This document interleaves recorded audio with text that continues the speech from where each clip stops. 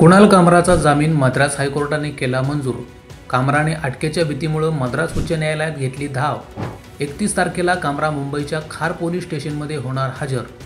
शिंदेचे मंत्री कामराला देत आहेत थर्ड डिग्रीचा इशारा।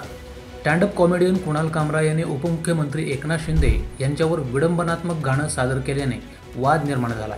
शिवसेनेचे कार्यकर्ते आक्रमक झाले, त्यामुळे लागलीच कामराविरोधात गुन्हा दाखल करण्यात आला।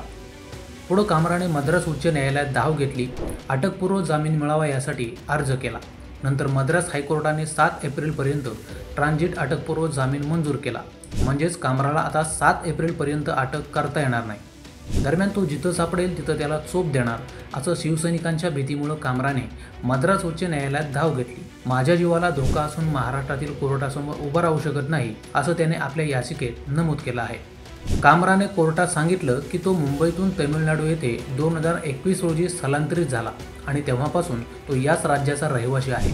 दरम्यान शो दरम्यान एकनाथ शिंदे यांच्यावर केलेल्या टिप्पणीनंतर कामरा याला मुंबई पोलिसांनी 2दा समन्स बजावला आहे। आता 21 तारखेला कामरा मुंबईच्या खार पोलीस स्टेशनमध्ये हजर राहणार आहे।